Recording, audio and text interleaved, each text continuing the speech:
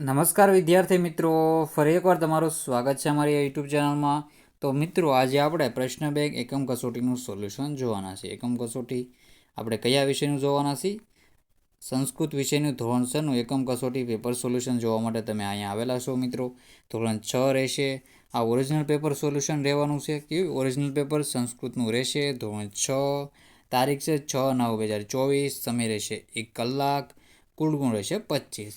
તો સાહિત્ય તમારે પૂરેપૂરું પેપર સોલ્યુશન જોવાનું રહેશે. અને આ ઓરિજિનલ પેપર સોલ્યુશન છે જે આજે 6/9/2024ના રોજ લેવાનું છે તે જ પેપર છે.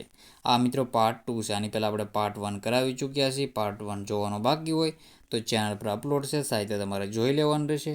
અને જો તમારા મિત્રો આની PDF જોતી હોય તો આ PDF છે તમને આપણી વોટ્સઅપ ચેનલ અને ટેલિગ્રામ ચેનલ છે ત્યાંથી તમને આની PDF મળી જશે. તો સાહિત્ય તમારે પૂરેપૂરું સોલ્યુશન જોવાનું રહેશે. તો આપણે હવે સોલ્યુશન સ્ટાર્ટ કરી દઈએ. સરળ વાક્યોનું અનુલેખન કરે છે. તો મિત્રો આમાં કાંઈ નથી કરવાનું, આપણે આમાં સીધું અનુલેખન કરવાનું છે. અનુલેખન એટલે કે સુંદર અક્ષરે ફરીથી ફકરો લખી નાખો. સુંદર અક્ષરે ફરીથી લખી નાખવું, આપણામાં જવાબ રહેશે. આગળનો આ બધા ફકરા છે તમારે ખાલી જે તમારા ટીચરે પૂછ્યો હોય, જે આ બધા વાક્યો એ તમારે લખી લેવાના રહેશે. સાહિત્ય પાર્ટ 1માં આપણે સોલ્યુશન કહી દીધું છે. આ બધાનું આપણે પાર્ટ 1માં સોલ્યુશન સાહિત્ય કરી નાખેલું છે. તો પાર્ટ 1 તમારે સાહિત્ય જોઈ લેવાનું રહેશે.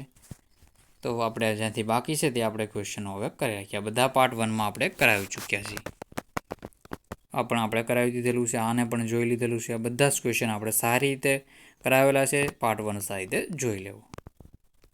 પછી આપણે જોઈએ તો આ વિભાગ 1 છે. પ્રશ્ન નંબર 4ના સૂચના મુજબ આપેલા ક્રિયાપદનો ઉપયોગ કરીને ઉદાહરણ પ્રમાણે સંસ્કૃત વાક્યોમાં બનાવો. તો આ છે ગાયતી. શું છે? ગાયતી. તો અહીંયા રમેશ ગાયતી, રમેશ લગાડી દીધું. તો આપણે અહીંયા રમેશ જ લાગશું. આપણે રમેશ આપણે આ બાજુ કરીએ. અહીંયા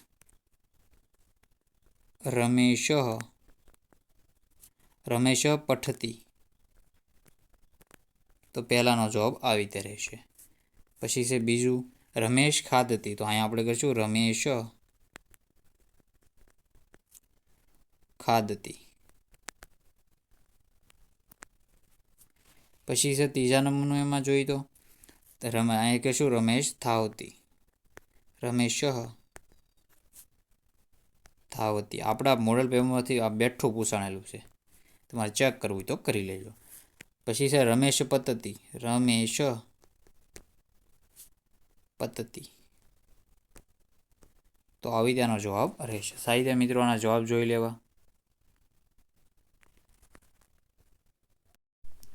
પોઝ કરીને તમે સાહિત્ય મિત્રોના જવાબ જોઈ લો.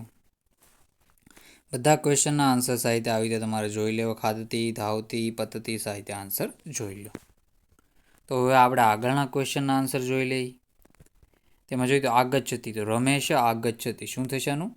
રમેશ આગચ્છતી. રમેશ આગચ્છતી. તો આવી ત્યાં આન્સર રહેશે. તો આપણે આગળના ક્વેશ્ચનના બધા ક્વેશ્ચનના આન્સર જોઈ લઈએ. જો મિત્રો તમે અમારી યુટ્યુબ ચેનલને સબસ્ક્રાઈબ ન કરી તો સબસ્ક્રાઈબ પણ કરી લેજો. આપેલ ઉદાહરણ પ્રમાણે શબ્દો બનાવો. ગાય તો ગાયતી. તો ગાય છે તો ગાયતી. તો ગાય તો ગચ્છતી થઈ જશે આનું. પછી છે વધતી. તો આનું થઈ જશે વધ છે તો એનું વધતી થઈ જશે. પછી હસશે તો હસતી થઈ જશે, હસતી. પછી છે ખેલ તો ખેલતી. પછી છે લીખ તો લીખતી.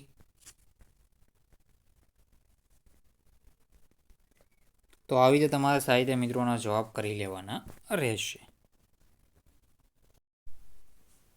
તો સાહિત્ય પોઝ કરીને જવાબ જોઈ લેવા. ગાય તો ગાયતી, ગચ્છતી, વધતી, હસતી, ખેલતી, લીખતી. 5/5ના આપણે આન્સર સાહિત્ય કરાવી દીધેલા છે. તો આપણે આગળના ક્વેશ્ચન હવે ધીરે ધીરે પાછા ફરીથી જોઈ રાખીએ. તો પછી છે વિભાગ 3. કોષમાં આપેલા ક્રિયાપદનો ઉપયોગ કરીને ઉદાહરણ પ્રમાણે સંસ્કૃત વાક્ય બનાવો. તો રમેશ ખાદતી. તો અહીંયા ભાવેશ તો ભાવેશ ચલતી, શું આવશે જવાબ? ભાવેશ ચલતી. પછી છે કૃષ્ણપાલ હસ્તી, તો બીજામાં જવાબ આવશે કૃષ્ણપાલ હસતી. પછી છે કશ્યપ, પછી ત્રીજા નંબરનું છે શું? કશ્યપ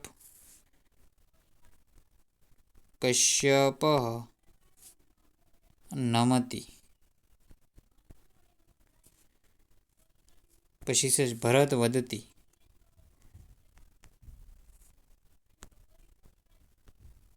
વધતી, અને અસ્મિતા લીખતી. લાસ્ટમાં આપણે જોઈશું અસ્મિતા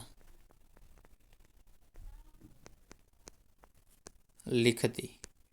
તો સાહિત્ય આનો જવાબ તમારે જોઈ લેવાનો રહેશે. સાહિત્યનો જવાબ જોઈ લો. ભાવે ચલતી, કૃષ્ણપાલ હસ્તી, કશ્યપ નમતી, ભરત વધતી, અસ્મિતા લીખતી. પોઝ કરીને આનો જવાબ તમારે જોઈ લેવાનો છે. જોઈ લો સાહિત્ય. તો આપણે આગળના ક્વેશ્ચન જોઈ લઈએ હવે. તો આમાં છે આપણે જોઈએ તો શું કરવાનું છે? ખાલી સંસ્કૃત શબ્દ લખવાના રહેશે. ઝાડ ઉપરથી પડે છે. ઝાડ છે ઉપરથી શું પડે છે? ઝાડ ઉપરથી શું પડે છે? તો ઝાડ ઉપરથી પર્ણ પડે છે. તો આ જવાબ આવશે પર્ણ.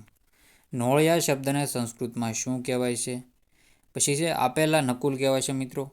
પછી છે આપેલા વિકલ્પમાંથી હાથીનું અંગ કયું થશે? તો આવશે જવાબ આવશે એમાં આપણો હાથીને સૂંઢને શું કહેવાય? શુંડા કહેવાય છે. તેમાં જવાબ આવશે શુંડા.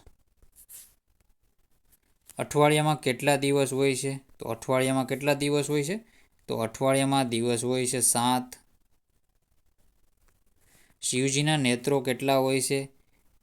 તો શિવજીના નેત્ર હોય છે મિત્રો કેટલા હોય છે? 3 હોય છે. ત્રીણી આવશે જવાબ 3. તો આવી તો તમારે જવાબ દેવાના રહેશે. સાહિત્ય જવાબ જોઈ લેવા. આગળના ક્વેશ્ચન જોઈ લે હવે. ડરેલું સસલું દોડે છે, તો સૌથી પહેલાં કોને મળે છે? તો સૌથી પહેલાં મળે છે શૃગાલને. પછી છે બ્રહ્માજીના મુખ છે મિત્રો ચતવારી, 4 મુખ છે પાછળ હોય છે. હસ્તી હસ્તી કાવ્યમાં હાથીના પગ સ્તંભ સમાના છે. રિક્ષામાં કેટલા પૈડા હોય છે? રિક્ષામાં 4 પૈડા હોય છે. પછી છે પેન્ટને આપણે શું કહેવાય છે? પેન્ટને ઉરુકમ કહેવાય છે. તો આવી રીતે આન્સર રહેશે. દોડતા સસલા જંગલમાં સૌથી છેલ્લે સિંહ મળે છે. હસ્તી હસ્તી કાવ્યમાં હાથીના કાન કેવા સર્પાકારો. રાવણના મુખ કેટલા છે? તો 10 મુખ છે. પાંડવો કેટલા હતા? તો 5 પાંડવો હતા. અને ચાવીને કુંચિકા એને કહેવામાં આવે છે સંસ્કૃતમાં. તો આવી રીતે તમારા સાહિત્ય મિત્રો બધા ક્વેશ્ચનના આન્સર જોઈ લેવાના રહેશે. તો અહીંયા આપણે જોઈએ તો 6ઠ્ઠા ધોરણના સંસ્કૃતનું પેપર સોલ્યુશનનો એન્ડ કરીએ છીએ. ચેનલને સબસ્ક્રાઈબ ન કરી હોય તો ચેનલને સબસ્ક્રાઈબ કરી લેજો. તો મિત્રો વિડીયોનો એન્ડ કરીએ છીએ. જય હિન્દ, જય ભારત.